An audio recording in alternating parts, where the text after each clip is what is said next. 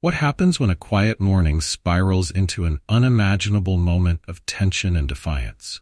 For Samuel Carter, a dedicated school bus driver, a routine day turned into a nightmare when police officers stopped his bus without cause, questioning him in front of the children he had sworn to protect.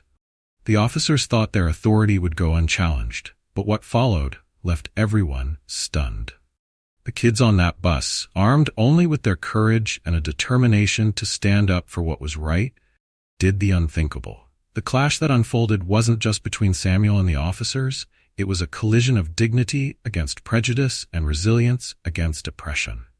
What started as an isolated incident on a quiet street quickly erupted into a movement that no one could ignore. Bookmark, before we dive into this powerful and emotional story of Samuel Carter and his brave students, leave a comment below telling us where you're watching from today. And if this story resonates with you, don't forget to subscribe so you won't miss more inspiring tales like this one. The sun was just beginning to rise, its golden light filtering softly through the thin curtains of Samuel Carter's small but cozy home. The gentle rays cast a warm glow over the worn but well-loved furniture in his living room. Despite the early hour, the neighborhood remained blanketed in the quiet serenity of dawn. Outside, the houses, weathered by time and hardship, stood in stoic silence, each with its own story of resilience and struggle. Inside, Samuel was already awake. He moved with practiced ease, careful not to disturb his wife, Brenda, who was still resting upstairs. Samuel had always been an early riser, a habit ingrained in him during his years of military service. Now, as a school bus driver, his mornings were no less regimented. The stakes had shifted from navigating tense battlegrounds to ensuring the safe passage of children through the bustling streets of his city.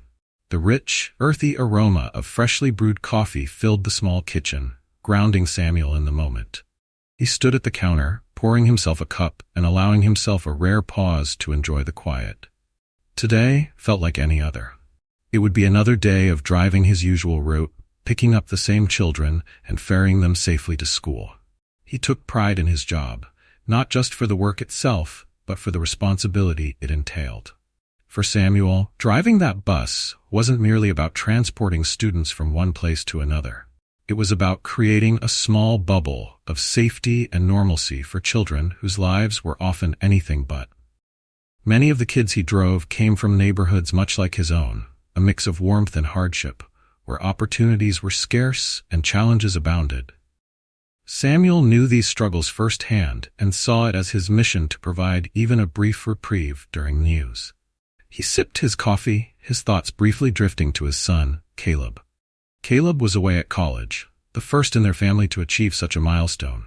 Samuel felt a wave of pride wash over him. Every mile he had driven, every long hour spent behind the wheel, had been in service of that dream. His son's education was a triumph not just for Caleb but for their entire family, a testament to the sacrifices Samuel and Brenda had made to ensure a brighter future. Glancing at the clock, Samuel realized it was time to go. He drained the last of his coffee, grabbed his jacket from the back of the kitchen chair, and stepped outside. The cool morning air greeted him as he made his way to the bus depot. Bookmark, the depot was already alive with the sounds of engines warming up and the low hum of conversation among his fellow drivers. Samuel greeted them with a friendly nod, exchanging a few brief words as he made his way to his assigned bus. The camaraderie here was unspoken but palpable, a mutual understanding of the shared responsibility they all carried. Reaching his bus, Samuel paused, running his hand along its side. This was his routine, a small ritual he performed each morning to ensure everything was in order. The familiar yellow frame of the vehicle brought him a sense of comfort and purpose. Satisfied that everything was in good shape, he climbed into the driver's seat, started the engine, and felt the steady rumble beneath his feet, a sound as reassuring as the rhythm of a heartbeat. Samuel pulled out of the depot and began his route, navigating the streets with the practiced ease of someone who knew them like the back of his hand. As the bus stopped at its first pickup point, the day's familiar chorus began, the sound of children's chatter, laughter, and footsteps as they climbed aboard. There was Jordan, the aspiring basketball star who never stopped practicing his imaginary dribbling, even in the aisle. Emma, the quiet bookworm, claimed her usual seat at the front, her nose already buried in a novel. And then there was Tyler, the class clown, whose jokes and antics never failed to elicit groans and giggles in equal measure. Each child brought their own energy and their own stories, and Samuel knew them all by heart. He had made it his mission to learn their names, their quirks, and their dreams. To him, they weren't just passengers, they were a part of his extended family. On his bus, they were free to be themselves, away from the pressures of their everyday lives. Today, the ride began much like any other. The kids' voices filled the air as they chatted about their favorite video games, weekend plans, and playground gossip. Samuel smiled as he caught snippets of their conversations, finding joy in their youthful exuberance. As the bus rolled through the city, Samuel's thoughts wandered to the upcoming weekend. He planned to visit Caleb at college, a trip he had been looking forward to for weeks. It had been months since he'd last seen his son, and the prospect of catching up, maybe even attending a basketball game together, filled him with anticipation. But as the bus turned onto a quieter stretch of road on the outskirts of town, something caught Samuel's attention. A police car had fallen in behind them, its lights off but unmistakably following the bus's every turn. At first, Samuel dismissed it. Police often monitored school buses to ensure safety. It was nothing out of the ordinary. But as the minutes ticked by and the patrol car continued to trail them, a faint sense of unease began to creep in. He kept his focus on the road, pushing the thought to the back of his mind. After all, this was just another routine day, or so he thought. The bus rolled steadily along its route, the hum of the engine blending with the chatter and laughter of the students. Samuel tried to shake off the unease that had started to build when he noticed the patrol car still following behind. Maybe it was just a coincidence. Perhaps the officers were simply patrolling the area. But as the bus turned onto a main road, the police car's lights suddenly flashed on, and its siren let out a sharp wail. The sound cut through the air like a knife. The kids immediately went silent, their voices fading into an anxious hush. Samuel's hands tightened on the steering wheel as he glanced into the rearview mirror. The students were craning their necks to peer out the windows, their expressions a mix of confusion and concern. "Why are they stopping us, Mr. Carter?" A small voice piped up from the front row. It was Emma, her book forgotten in her lap. "I'm not sure," Samuel replied evenly, his voice calm despite the tension building inside him. "Just stay in your seats, okay? Everything's gonna be fine." He guided the bus to the side of the road, the tires crunching on the gravel shoulder. Samuel glanced back at the students, giving them what he hoped was a reassuring smile. But inside, a familiar sense of dread was rising. This wasn't the first time he'd been stopped by the police for no apparent reason. Two officers emerged from the patrol car. Both were white, their postures rigid, and their expressions unreadable. The taller of the two, with a buzz cut and a heavy build, approached the driver's side of the bus. His partner, a shorter man with a thick mustache, hung back, his sharp eyes scanning the vehicle and its occupants. Samuel rolled down the window as the taller officer knocked on it with more force than necessary. "Driver's license and registration?" the officer demanded, his tone clipped. "Yes, sir," Samuel replied, keeping his movements slow and deliberate. He reached for his wallet and retrieved the required documents, handing them over. The officer barely glanced at them before frowning. "Step out of the vehicle," he ordered abruptly. Samuel hesitated, his heart sinking. This wasn't going to be a simple stop. He could feel the weight of the children's eyes on him, watching his every move. The last thing he wanted was to escalate the situation, but he also didn't want the kids to see him humiliated like this. "May I ask what this is about?" Samuel said, his voice steady but firm. The officer's frown deepened, his eyes narrowing. "Step out of the vehicle," he repeated, this time more forcefully. Knowing he had no choice, Samuel unbuckled his seatbelt and opened the door. He stepped down onto the gravel, the cool air hitting his face as he was directed toward the front of the bus. Bookmark. The second officer approached the bus door, his presence looming as he looked inside. "Stay in your seats," he barked, his tone sharp. "This is a routine check." But Samuel knew better. This wasn't routine. The taller officer motioned for Samuel to place his hands on the hood of the bus. Samuel complied, feeling the cold metal under his palms. His mind raced as he tried to make sense of what was happening. He hadn't been speeding, hadn't run any lights. There was no logical reason for this stop. Behind him, the murmurs of the kids began to rise. "They're treating him like he's done something wrong," Jordan whispered urgently to Tyler, his voice carrying through the silent bus. "This isn't right," Emma said softly, clutching her book tightly to her chest. Samuel could hear their voices through the open door, and it pained him. They shouldn't have to witness this. These were just kids. They shouldn't have to see their trusted driver, someone they looked up to, being treated like a suspect. The taller officer leaned in closer to Samuel, his breath audible. "You are driving this bus legally?" he asked, his tone dripping with sarcasm. You don't like you belong here." Samuel swallowed hard, anger threatening to rise in his throat. "All the proper paperwork," he replied, his voice calm but firm. The officer chuckled mockingly. "Yeah, we've seen plenty of fake paperwork before." Samuel took a deep breath, steadying himself. He knew the drill. Any sharp response, any sign of frustration could turn a tense situation into a dangerous one. Back inside the bus, the tension was reaching a boiling point. Jordan, still gripping his phone, raised it higher to continue recording. "They can't do this to him," he said, his voice louder now. The officer with the mustache turned back toward the bus. His face hardened as he saw Jordan's phone. "Put that phone away," he shouted. Jordan didn't flinch. "Nah, man, we have the right to record this." The officer's eyes narrowed as he stepped toward the bus, his tone turning threatening. "I said, put it away." Samuel turned his head slightly, his voice calm but firm as he addressed Jordan.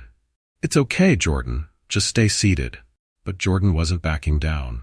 "This isn't right, Mr. Carter. They can't treat you like this." The taller officer straightened, his jaw tightening as he shot a glare at Samuel. "Control your passengers," he said coldly. Samuel held his ground, his voice steady. "They're just kids," he said. "They're scared, and you're not helping." The officer took a step closer, towering over Samuel. "And you're not in charge here." The situation teetered on the edge of chaos. The tension thickened the air. Samuel could feel the weight of every pair of eyes on him, both the officers and the kids. He knew he had to remain calm for their sake. But as Jordan continued recording and the officer's patience wore thin, Samuel realized this was far from over. The sharp tension in the air was almost unbearable. Samuel remained pressed against the hood of the bus, his hands firm on the cold metal.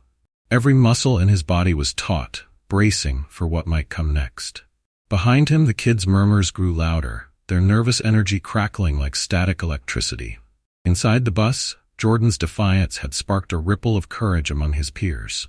Even the quieter students, who usually avoided conflict, exchanged uneasy glances, their fear beginning to transform into determination.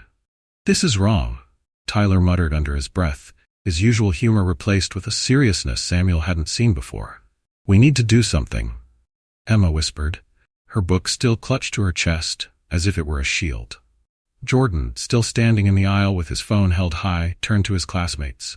"If we don't say something, who will?" His voice was steady, but his eyes burned with anger. From his position outside, Samuel could hear snippets of their conversation. He closed his eyes for a moment, willing them to stay calm. "Don't do anything reckless," he thought. But he knew these kids.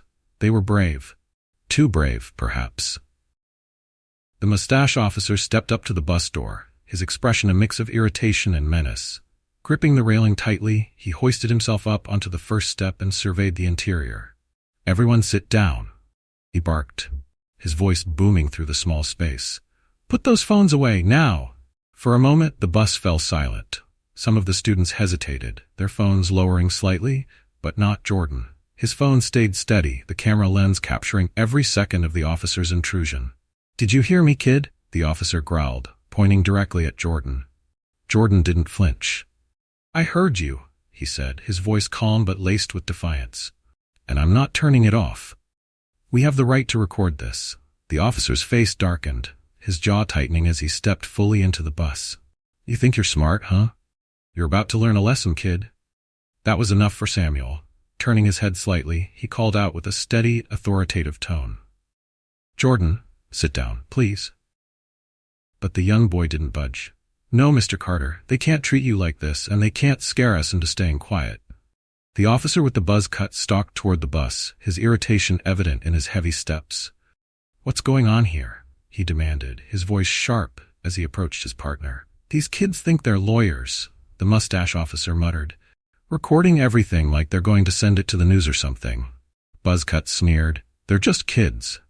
Ignore them. Focus on the driver. But it was too late. The students had found their voice. We're not just kids, Emma said suddenly, her voice shaking slightly but growing stronger with each word. We're his students, and we care about him.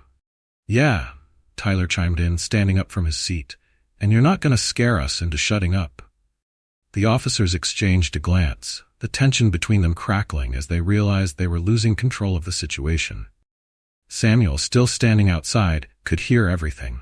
He turned his head just enough to catch Jordan's determined expression through the open door. Jordan, sit down, Samuel said again, his voice firmer this time. Jordan met his gaze, his phone still recording. I'm doing what you always taught us, Mr. Carter. You said we should stand up for what's right. Samuel's heart ached at those words. He was proud of them, prouder than he could ever express, but he also knew how dangerous this moment was. The buzz-cut officer had had enough. He stormed up the bus steps, his broad frame filling the narrow doorway. That's it, he snapped. If you don't sit down and put that phone away, I'm dragging you out of here myself. The threat hung in the air, heavy and oppressive. Jordan didn't blink. You can't touch me, he said, his voice unwavering. You can't touch any of us. Try me, kid, the officer growled, taking a step closer.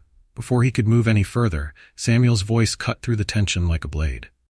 That's enough. The authority in his tone was unmistakable. Both officers froze, their attention snapping back to him. Samuel turned to face them fully. His shoulders squared and his eyes steady. These are just kids, he said, his voice calm but resolute. They're scared, and you're making it worse. Back off. The buzz-cut officer took a step toward Samuel, his frustration boiling over. You're not in charge here, he hissed. Samuel didn't flinch. No, he said quietly. But I'm responsible for them, and I won't let you hurt them. For a moment the world seemed to hold its breath. The kids sat frozen in their seats, their eyes wide as they watched the standoff unfold. Finally, the mustached officer sighed, his irritation evident. Let's just wrap this up, he muttered to his partner. This is getting out of hand. Buzzcut hesitated, his jaw tightening as if he wanted to push further. But after a tense pause, he nodded curtly. Fine, he snapped. Turning to Samuel, he added, but don't think this is over. We'll be keeping an eye on you. Samuel didn't respond. He simply stood there, his posture steady as the officers returned to their patrol car. Inside the bus, the kids let out a collective breath they hadn't realized they were holding.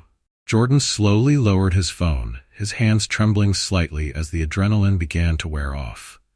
You okay, Mr. Carter? Emma asked softly from her seat. Samuel turned back to the bus, his face calm but his eyes heavy with emotion. I'm okay, he said, though the words felt hollow. He climbed back into the driver's seat, his hands gripping the wheel tightly. Let's get to school, he said, his voice steady but distant. As the bus pulled back onto the road, the usual chatter was replaced by a heavy silence. The kids sat quietly, processing what they had just witnessed. Samuel's thoughts raced as he drove. This wasn't the first time he had experienced something like this, but it was the first time the kids had seen it happen. And that made it worse. This wasn't over, not by a long shot. The bus rumbled into the school lot, its familiar hum now overlaid with a heavy tension. As Samuel parked, his hands gripped the wheel tighter than usual, his knuckles white. The silence on the bus was deafening, a stark contrast to the usual lively chatter and laughter that accompanied the students as they arrived at school.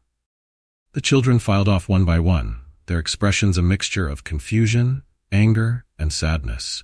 Jordan paused briefly at the top of the steps, his phone still firmly in hand. He looked back at Samuel and gave him a small, respectful nod before stepping off. Samuel forced a faint smile in return, though his chest felt like it was bound in steel cables. He had done his best to shield the kids from the worst of it, but he knew there was no erasing what they had seen. Later, in the driver's lounge, Samuel sat alone at a battered table. He stared at the bottle of water in front of him, too weary to even twist the cap open. The events of the morning replayed in his mind on an endless loop: the flashing lights, the officers' harsh voices, and the cold metal of the bus hood beneath his hands. His phone buzzed on the table, interrupting his thoughts. For a moment he ignored it, assuming it was Brenda checking in on him. But when the buzzing persisted, he picked it up, frowning at the flood of notifications lighting up the screen. At first, Samuel didn't understand what he was looking at. Message after message popped up, many of them from unknown numbers or social media accounts. His heart sank as he realized the cause. Jordan's video had gone viral. The thumbnail showed Samuel, hands pressed against the hood of the bus with the officers towering over him. The video had been shared thousands of times on Twitter, Instagram, and Facebook, accompanied by captions that ranged from outrage to disbelief. "This is why we need justice," read one post. "They stopped a school bus driver in front of kids for no reason." "Unacceptable," said another. Samuel clicked on the video link, his stomach nodding as he watched the scene unfold from Jordan's perspective. The shaky camera captured every harsh word from the officers, every moment of tension. In the background, the murmurs of the kids could be heard, their fear and confusion clear. Jordan's voice, firm and steady despite the circumstances, carried over the chaos. "This isn't right. You can't treat him like this." The comments were relentless. "They're treating this man like a criminal just for doing his job. Those officers need to be fired immediately. This is what systemic injustice looks like." Samuel's phone buzzed again, this time with a call from the school principal. "Samuel," the principal said, his voice careful, "I assume you've seen the video." "I just did." Samuel replied, his tone guarded. "Well, it's all over social media," the principal continued. "We're already getting calls from parents. Some are furious, others just want answers." Samuel rubbed his temples, feeling the pressure mounting. "What do you need me to do?" "Could you come to the main office?" the principal asked. "A few parents are already here, and they're asking to speak with you directly." "Of course," Samuel said, though the thought of facing the parents filled him with dread. When Samuel arrived at the school's front office, a small group of parents had gathered. Their faces reflected a range of emotions: concern, anger, and a quiet determination. One mother approached him immediately, her hands clasped tightly around her phone. "Mr. Carter," she said, her voice trembling slightly, "thank you for staying calm. My daughter told me what happened. You protected those kids, and I just want to say how much that means to us." Samuel nodded, his voice low. "They're my responsibility. I just did what I had to." Not all the parents were as composed. One father, his face red with anger, waved his phone in Samuel's face. "You going to tell me why my son had to sit through this nonsense?" he demanded. "Why didn't you stop them?" Before Samuel could respond, another parent stepped in. "Hold up," she said, her voice sharp. "You saw the video, didn't you? This wasn't his fault. They went after him for no reason." The room erupted into a heated debate, voices overlapping as emotions boiled over. The principal raised his hands, calling for calm. "Please," he said firmly, "we're all on the same side here. Let's focus on what matters, making sure this doesn't happen again." Meanwhile, outside the school, the protests had already begun. A small but growing crowd had gathered in front of the local police precinct, holding signs that read, "Justice for Samuel" and "Stop Racial Profiling." Jordan was among them, holding a handmade sign that read, "Our driver, our hero." He stood tall, his phone tucked away for the moment, but his determination shining bright. A local reporter approached him, microphone in hand. "You're the one who filmed the video, right?" she asked. "Yes, ma'am," Jordan replied, his voice steady despite the fire in his eyes. "Why did you do it?" the reporter pressed. "Because Mr. Carter has always been there for us," Jordan said without hesitation. "He's more than just our driver. He cares about us, and he didn't deserve what happened today." None of us did. The interview spread like wildfire, amplifying the outrage already brewing online. By the end of the day, hashtags like "Justice for Samuel" and "Respect Our Drivers" were trending across all major platforms. Samuel's phone buzzed nonstop, messages pouring in from strangers, friends, and even journalists seeking interviews. Among the flood of notifications, one message stood out. It was from Brenda. "You okay?" her text read. "Caleb and I saw the video. He's furious, we both are." Samuel replied with a simple, "I'm okay, just tired." But even as he typed the words, he knew they weren't entirely true. That night, as Samuel sat alone at his kitchen table, the weight of the day pressed down on him like a heavy blanket. The fight wasn't over. In many ways, it felt like it was just beginning. The next morning, Samuel woke to the sound of his phone buzzing incessantly on the nightstand. He groaned, rubbing his eyes as the events of the previous day came rushing back in vivid detail. The weight in his chest returned, heavier than ever. With a reluctant sigh, he grabbed the phone and scrolled through the endless notifications. Social media was ablaze. Messages of support, outrage, and demands for justice filled his inbox. News outlets had picked up the story, and Samuel's face, captured in the grainy frame of Jordan's viral video, was now plastered across headlines. Bookmark, back. The situation had snowballed overnight. Activists had organized a full-scale protest outside the police precinct, demanding accountability for the officers involved. Samuel hesitated as he watched a live newsfeed showing the growing crowd. People held signs with slogans like, "Fire the officers," and "Justice for Samuel Carter." Among the crowd, Jordan stood near the front, holding his handmade sign high. The camera caught him speaking passionately into a microphone during an impromptu interview. "This isn't just about Mr. Carter," Jordan said, his voice steady but tinged with emotion. "It's about everyone who's been treated unfairly just because of who they are. We're not staying silent anymore." Samuel felt a swell of pride mixed with apprehension. These kids were fearless, but he worried about how their actions might put them at risk. Later that morning, the school principal called Samuel to meet again. "The parents are still talking about this," the principal said as Samuel walked into the office. "And honestly, I don't blame them. You're at the center of something much bigger now." Samuel sighed, running a hand over his face. "I didn't ask for any of this." "I know," the principal replied gently. "But it's here, and people are looking to you for leadership, whether you want it or not." Samuel stepped outside the school to find a group of parents waiting for him. Some greeted him warmly, offering words of encouragement. Others were more direct, their frustrations simmering just below the surface. One mother gripped his hand tightly. "Thank you for staying calm yesterday. My son told me how you stood up for those kids, even when it was hard. That means the world to us." Samuel nodded, his throat tight with emotion. "They're my responsibility," he said simply. "I just did what I thought was right." But another parent, a tall man with a deep frown, stepped forward. "What I want to know is, how do we make sure this doesn't happen again? What are you going to do about it, Mr. Carter?" Samuel opened his mouth to respond, but another voice cut in before he could speak. "This isn't on him," said the woman who had defended Samuel the day before. "You saw the video. Those officers targeted him for no reason. If we want change, we need to focus on them, not him." The group erupted into a heated discussion, their voices rising until Samuel finally raised his hands. "Enough," he said firmly. "I understand your anger, and I share it, but arguing with each other isn't going to solve anything. If we want change, we have to stand together." His words seemed to calm the crowd, at least temporarily, but Samuel knew the battle ahead would be anything but easy. Meanwhile, outside the police precinct, the protest had grown larger. News vans lined the streets, their reporters jostling for space to cover the story. Community leaders and activists took turns speaking to the crowd, their voices amplified by megaphones. At the center of it all, Jordan was unrelenting. He stood shoulder to shoulder with older protesters, his sign held high and his phone tucked safely in his pocket.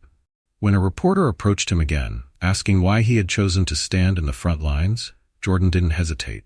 "Because it's the right thing to do," he said simply. "Mr. Carter always told us to stand up for what's right, even when it's hard. I'm just doing what he taught us." Back at home, Samuel sat with Brenda, the television glowing softly in the corner as it broadcast live coverage of the protest. Brenda reached over and squeezed his hand, her eyes filled with both pride and worry. "You raised good kids on that bus," she said quietly. "Look at them. They're out there because of you." Samuel nodded, though the weight of it all was overwhelming. "They're brave," he said, "braver than I ever expected, but I worry about them, about what happens if this gets worse." Brenda gave his hand another squeeze.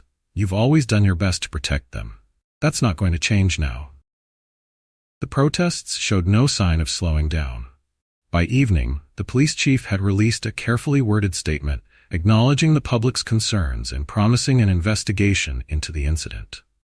"We take these matters seriously," the statement read. "The officers involved have been placed on administrative leave pending further review." But for the protesters, it wasn't enough. Signs reading, "Administrative leave isn't accountability," and "Empty promises won't fix this," filled the air as chants of "Justice for Samuel" echoed through the streets. Samuel's phone buzzed again, this time with a message from Caleb. "Dad," it read, "I'm so proud of you. You've always taught me to stand up for what's right. Now it's my turn to stand up for you." The knot in Samuel's chest loosened slightly as he read the words. His son, miles away at college, had always been his greatest source of pride. Now, knowing Caleb was watching and supporting him, Samuel felt a renewed sense of purpose. As night fell, the protests continued, their energy undiminished. Samuel knew this wasn't just about him anymore. It was about every child on that bus, every parent in the community, and every person who had ever felt the sting of injustice. The road ahead would be long and difficult, but Samuel also knew he wouldn't have to walk it alone. The following morning, Samuel arrived at the school early, hoping for a quiet start to the day. But as soon as he stepped out of his car, he realized that quiet was no longer an option. The school grounds were buzzing with activity. Parents, students, and community members had gathered, their energy palpable. Handmade signs waved in the air, and conversations hummed with a mix of determination and frustration. Samuel hesitated by his car, unsure of whether to join the crowd or retreat. Before he could decide, the school principal approached him with a reassuring smile. "They wanted to do something for you," the principal explained, gesturing toward the auditorium. "Come with me. You need to see this." Samuel followed the principal inside, his footsteps echoing in the school's hallways. As they neared the auditorium, the muffled sound of applause and cheers reached his ears. When they stepped through the doors, Samuel froze in place, overwhelmed by what he saw. The room was packed. Students filled the seats, and parents lined the walls. Banners stretched across the stage, reading messages like "Our driver, our hero," and "We stand with Samuel Carter." A microphone stood at the center of the stage, where Jordan was waiting, his usual playful demeanor replaced with a serious determination. The crowd erupted into cheers as Samuel entered, the sound nearly bringing him to his knees. He had never been the center of attention like this, and he wasn't sure he liked it. But the gratitude and solidarity shining in the students' faces gave him strength. Jordan stepped up to the microphone, his voice clear and steady as he addressed the crowd. "We're here today because something happened that wasn't right," he began, his words cutting through the noise. "But this isn't just about Mr. Carter. It's about standing up for what's fair, for what's just, and for each other." He paused, scanning the room with a confidence beyond his years. "Mr. Carter has always been there for us. He's the reason we feel safe on that bus. And now it's our turn to be there for him." The auditorium erupted into applause once again. Samuel sat in the front row, his heart heavy but full as he listened. One by one, other students took the stage to share their stories. Emma, clutching her ever-present book, stepped up shyly but spoke with quiet conviction. "Mr. Carter is more than just a bus driver," she said. "He's someone who listens to us, who cares about what we're going through. He's always made us feel like we matter, even on our toughest days." Tyler followed, his usual grin replaced by a rare seriousness. "I joke around a lot, but I know when things aren't funny." "And what happened to Mr. Carter?" "That wasn't funny. It was wrong." The speeches continued, each one a testament to Samuel's impact on these kids. By the time the last student left the stage, there wasn't a dry eye in the room. As the crowd settled, the principal took the microphone. "We've heard from our students," he said, his voice steady. "Now I'd like to invite Mr. Carter to say a few words." Samuel hesitated, his nerves rising as he stood. The applause that followed him to the stage felt almost too much to bear. But as he faced the crowd, the sight of his students, their parents, and the community members who had rallied around him gave him courage. He took a deep breath and spoke. "I don't know what to say," he began, his voice thick with emotion. "Except thank you. Thank you for your support, for your courage, and for reminding me that none of us have to face these things alone." He paused, his gaze sweeping the room. "When I started driving that bus, I thought my job was just to get you kids to school safely. But over the years, it became so much more than that. You all became my family, and like any family, we look out for each other." The room was silent, hanging on his every word. "What happened the other day," Samuel continued, "wasn't just about me. It was about something much bigger. And seeing all of you here today, standing together, makes me believe that things can change." The crowd erupted into applause, and Samuel stepped back, overwhelmed by the wave of emotion washing over him. Outside the auditorium, the rally continued. Community leaders had joined the crowd, taking turns at a makeshift podium to demand action. Parents shared their outrage, while local activists called for the immediate dismissal of the officers involved. News cameras captured every moment, and social media was flooded with live streams and updates. The hashtags Justice for Samuel and Stand With Samuel were trending nationwide, drawing attention from prominent activists and even celebrities. Samuel's phone buzzed constantly with messages of support. One from Caleb stood out. "Dad, you're a hero to so many people, including me. I'm proud of you." Those words brought tears to Samuel's eyes. For all the chaos and stress of the past days, knowing his son believed in him made it all feel worth it. As the day went on, the pressure on the police department intensified. Protesters marched from the school to the precinct, their chants echoing through the streets. Signs waved in the air, each one a symbol of the community's unwavering support for Samuel. Faced with mounting scrutiny, the police chief called a press conference. Standing at a podium, flanked by officers who looked distinctly uncomfortable, he addressed the growing controversy. "We've reviewed the footage of the incident involving Mr. Samuel Carter," the chief began, his tone measured, "and we agree that the behavior of the officers in question was unacceptable. Effective immediately, they have been placed on administrative leave pending an internal investigation." The announcement was met with mixed reactions. Some protesters cheered, seeing it as a step in the right direction, but others, including Samuel, weren't satisfied. Administrative leave wasn't accountability, it was a temporary reprieve. "This isn't over," one activist declared to a reporter. "We're not stopping until there's real justice." Samuel watched the press conference from home that evening, Brenda by his side. "What do you think?" she asked, her expression cautious. "It's a start," Samuel replied, his voice quiet but firm. "But it's not enough. Not yet." Brenda nodded, her hand resting on his. "Then we'll keep fighting, together." The day had been long and exhausting, but as Samuel lay in bed that night, a sense of hope began to take root. Change wouldn't come easily, but with a community like his behind him, it felt possible. The following days brought both progress and frustration. The protests outside the precinct grew larger, the crowd swelling with supporters from neighboring towns and cities. Signs became more elaborate, chants more coordinated, and the media coverage more intense. Samuel's name had become a rallying cry, his face a symbol of resilience and dignity in the face of injustice. At first, Samuel tried to avoid the spotlight. He had always been a quiet, unassuming man, content to let his actions speak for themselves. But as calls for justice grew louder, he realized he couldn't remain in the background. People were looking to him not just as a victim, but as a leader in this fight. The turning point came during a town hall meeting organized by community leaders. The room was packed with residents, activists, and even a few city officials. Samuel sat quietly in the back, hoping to simply observe, but it wasn't long before someone called his name. "Mr. Carter, we need to hear from you," a voice shouted from the crowd, followed by murmurs of agreement. Samuel hesitated, every instinct telling him to stay seated. But Brenda, who had accompanied him that evening, gently placed a hand on his arm. "They want to hear from you," she said softly. "You have something to say. Don't hold back." With a deep breath, Samuel stood and made his way to the front of the room. The murmurs quieted as he approached the podium, all eyes fixed on him. "Thank you," Samuel began, his voice steady but filled with emotion. "Thank you for standing with me, with the kids, and with everyone who's been through something like this.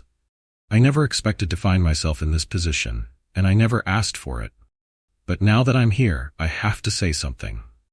He paused, gathering his thoughts as the weight of the moment settled over him. "This isn't just about me," he continued. "This is about every kid on that bus who saw what happened and wondered if they'd be next. It's about every parent who's had to explain to their child why they get treated differently just because of how they look. It's about a system that makes people feel like they don't belong in their own communities." Samuel's voice grew stronger as he spoke, the words coming more easily now. "We can't fix everything overnight, but we can start by holding people accountable.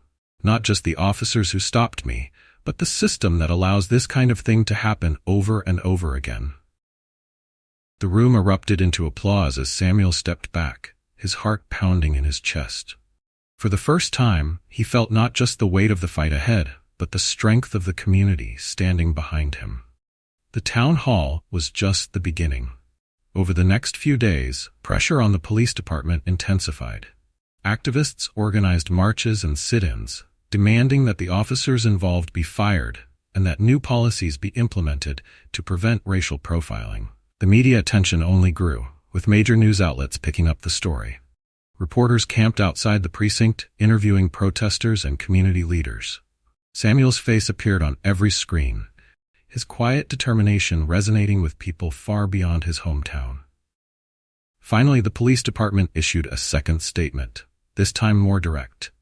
"After a thorough review of the incident involving Mr. Samuel Carter, we have determined that the actions of the officers involved were in violation of departmental policy," the chief announced at a press conference. "Effective immediately, these officers have been dismissed from their positions." The announcement sent a ripple of relief through the community. But it was far from the end. The activists weren't just calling for firings. They wanted systemic change. Samuel found himself thrust into meetings with city officials, school administrators, and community organizers. Though he wasn't used to being in the spotlight, he spoke with the same calm confidence he had always shown on the bus. "It's not enough to fire a few people and call it a day," he told a group of city council members during one meeting. "We need real reforms, training, oversight, transparency, whatever it takes to make sure this doesn't happen again." His words carried weight, not just because of what he had experienced, but because of the sincerity with which he spoke. He wasn't just fighting for himself. He was fighting for his students, for his community, and for every person who had ever felt invisible. Meanwhile, Jordan and his classmates continued to play a central role in the movement. The video he had filmed was now part of a broader campaign to raise awareness about racial injustice. Local organizations reached out to the students, inviting them to speak at events and share their experiences. At one rally, Jordan took the stage with a confidence that belied his age. "When I filmed that video, I wasn't trying to start a movement," he said. "I just wanted to show the world what was happening to someone we care about. But now, I realize it's about more than that. It's about standing up for what's right, no matter how scary it is." His words resonated with the crowd, earning him a standing ovation. Samuel, watching from the sidelines, couldn't help but feel a swell of pride. Despite the progress, Samuel knew there was still a long way to go. The system wouldn't change overnight, and the scars of the incident would take time to heal. But for the first time, he felt a glimmer of hope, not just for himself, but for the kids, for the community, and for the future. As he drove his bus the next morning, the familiar chatter and laughter of his students filled the air once more. It was a comforting reminder that life, despite its challenges, goes on. Looking into the rearview mirror, Samuel caught a glimpse of Jordan, Emma, Tyler, and the rest of his students. They weren't just passengers. They were the reason he kept going, the reason he believed change was possible, and for that, he was grateful. The protests had started as a local outcry, but quickly grew into something much larger. Stories about Samuel Carter and the students on his bus rippled across the country, inspiring communities far beyond their small city. News anchors debated systemic inequality on national platforms, and hashtags like Justice for Samuel continued to trend. Samuel found himself at the heart of a movement he had never intended to lead. He received countless messages of support from people who saw themselves in his story. Teachers, Bus drivers, parents, and even strangers from across the world reached out to thank him for his courage and resilience. One message stood out to him in particular. It came from a fellow bus driver in another state. "I've been in your shoes, brother. I've been stopped for no reason, treated like I didn't belong. Watching you stand tall gave me strength. Thank you for showing us we're not alone." Samuel wasn't the only one feeling the ripple effects.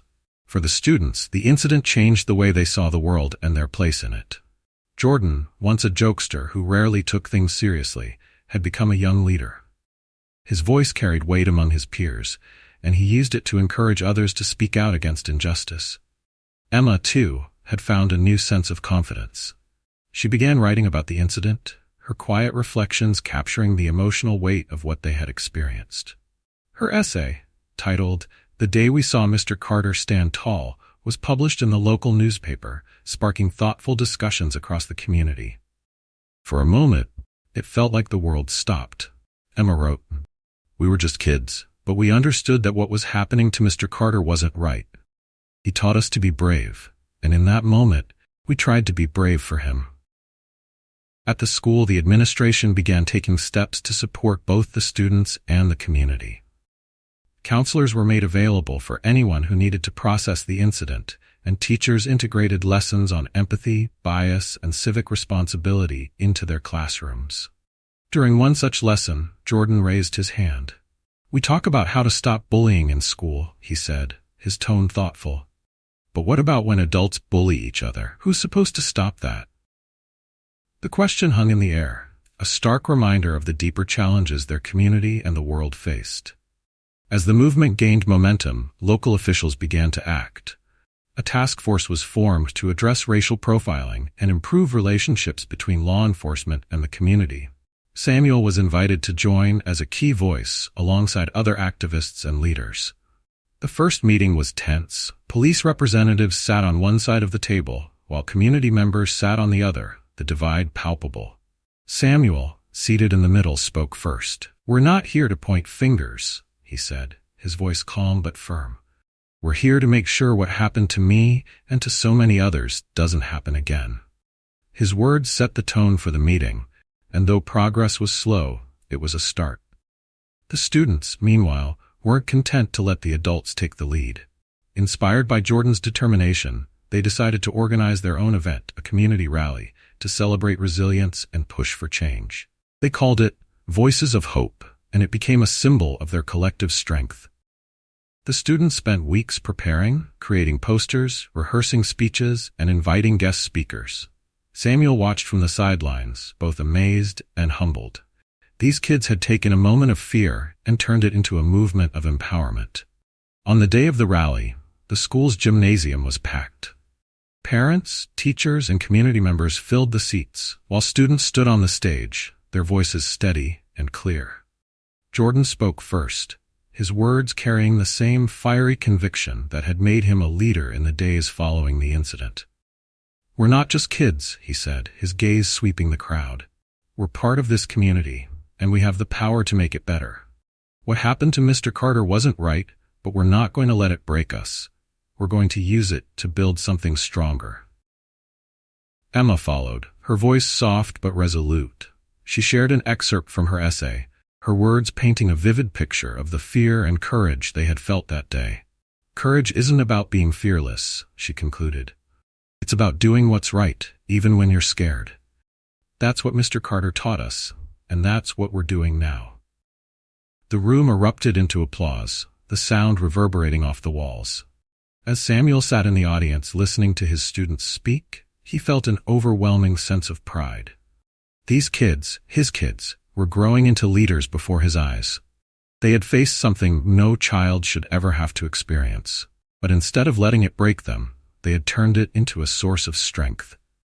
After the rally, parents and community members approached Samuel to thank him. "You've done more than drive a bus," one parent said, tears in her eyes. "You've helped raise these kids to be brave, compassionate, and strong. We're lucky to have you." Samuel nodded, his voice caught in his throat. He had always seen his job as simple, getting kids to and from school safely. But now, he realized it was so much more than that. the ripple effects continued to spread. Other communities began organizing similar rallies, inspired by the story of Samuel Carter and his students. Activists used the momentum to push for broader reforms, and conversations about justice and equity took on new urgency. For Samuel, the journey was far from over, but for the first time, he felt a sense of hope that change, real, lasting change, was within reach. In the weeks that followed the rally, the momentum didn't waver. Meetings with city officials continued, protests expanded, and more voices joined the conversation.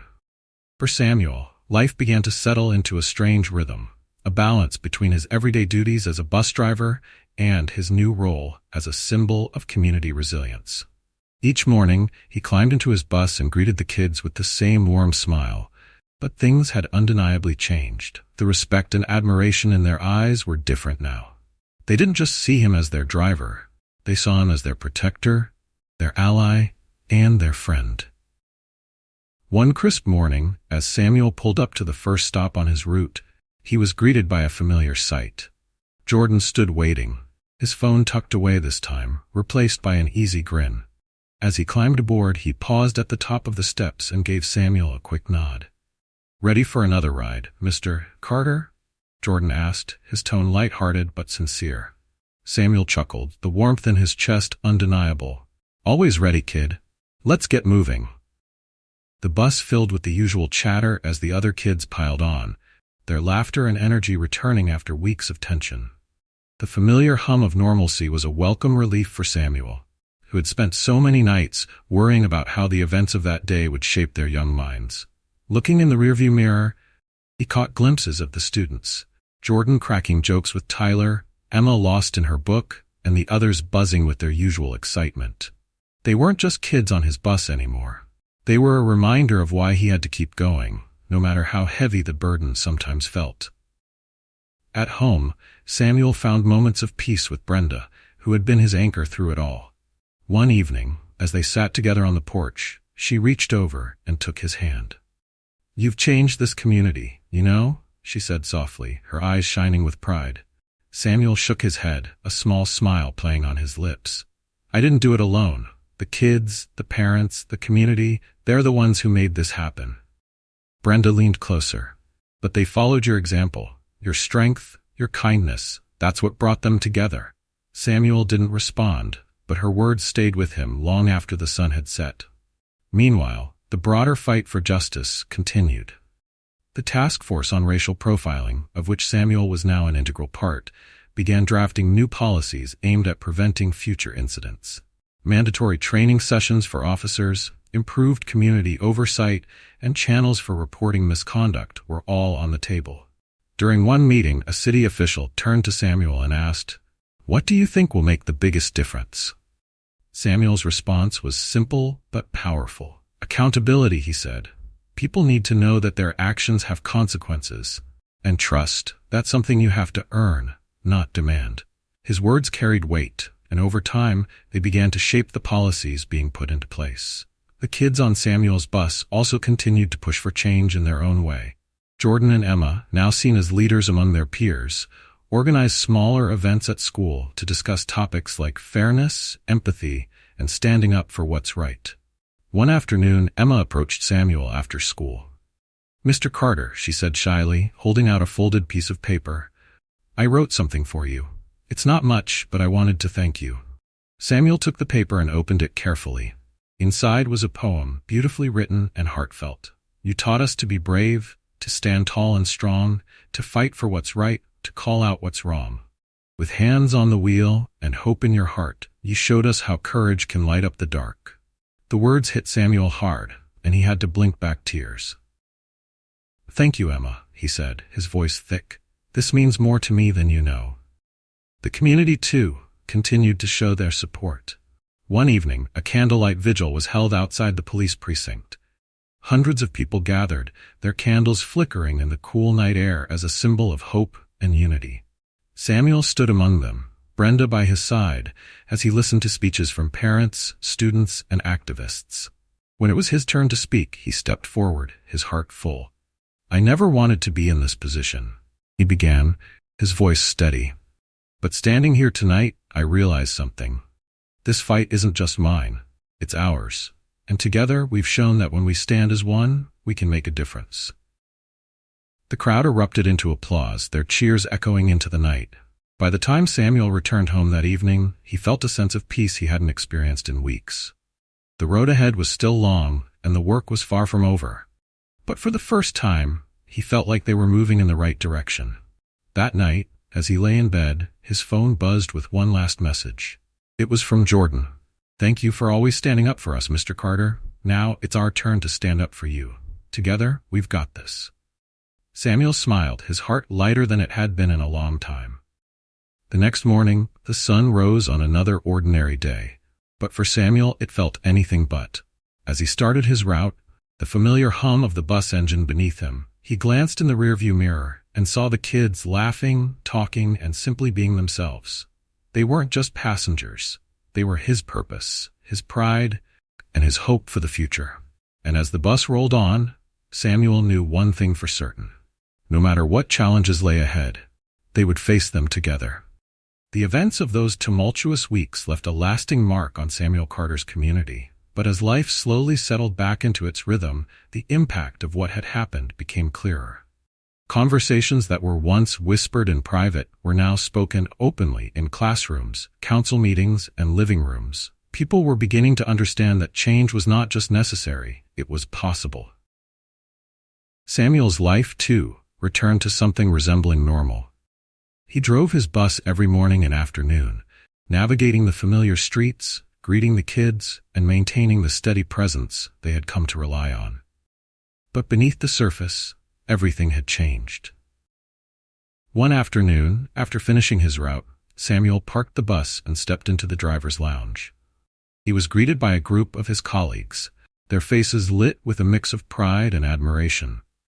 "You're a legend now, Sam," one of them said, clapping him on the shoulder. Samuel chuckled, shaking his head. "I'm just a bus driver." "No," another driver said firmly. "You're a lot more than that. You stood up when it mattered most, and because of you, people are finally listening." Their words stayed with Samuel as he left the depot that day. He had always seen himself as a simple man, someone who did his job and kept his head down. But now, he understood that even small acts of courage could ripple outward and inspire others. The kids on his bus never let him forget it either. Jordan, in particular, had grown into his role as a leader among his peers. One day, as he climbed aboard, he handed Samuel a framed picture. "We all signed it," Jordan said, grinning. Samuel looked down at the photo. It was a candid shot of him standing in front of the bus, surrounded by the kids. Below it were their signatures, along with a handwritten message. "To Mr. Carter, our hero, thank you for always standing up for us. We'll always stand with you." Samuel swallowed hard, his chest tightening with emotion. "Thank you," he said quietly, his voice thick. "This means more than you know." At home, Samuel continued to find solace in his family. Brenda had been his rock throughout the ordeal, offering quiet strength and unwavering support. Caleb, now back home for a visit, had joined him on one of his afternoon routes.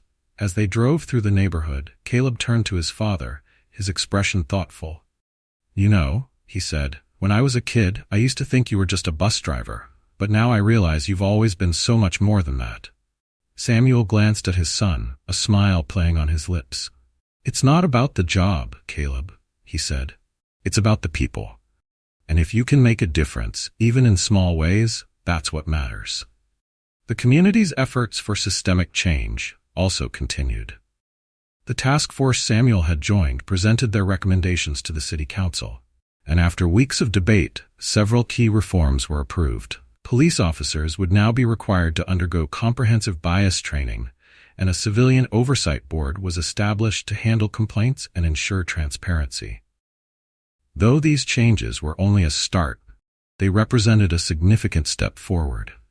Samuel attended the council meeting where the reforms were officially announced.